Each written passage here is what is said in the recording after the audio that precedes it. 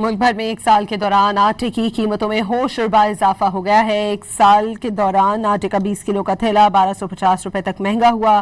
कराची के शहरी मुल्क में सबसे ज्यादा महंगा आटा खरीदने पर मजबूर हो गए हैं। मजीद जानते हैं डॉन न्यूज के नुमाइंदे ताहिर शिरानी से। ताहिर, बताइएगा आटे के नरखों में इजाफे की क्या वजह बताई जा रही है? देखिए, जो सरकारी सतह पर तो वजूहात नहीं बताई गई हैं, लेकिन गंदम की कीमतों में इजाफा, जखीरा अंदोजी, बाज इंतजामी नाकामियां और गंदम की रिलीजेस बर वक्त न होने समेत दीगर कई मुमकिन वजूहात हो सकती हैं, जिसकी वजह से जो आटे की कीमतें हैं वो एक साल के दौरान उसमें गैर मामूली तौर पर इजाफा देखने में आया है।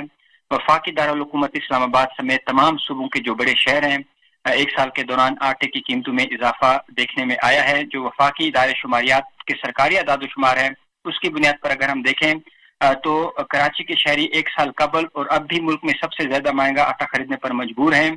शहर कायद में एक साल कबल आटे की 20 किलो थैले की कीमत 1800 रुपए तक थी, जो अब बढ़कर 2900 रुपए तक हो चुकी है।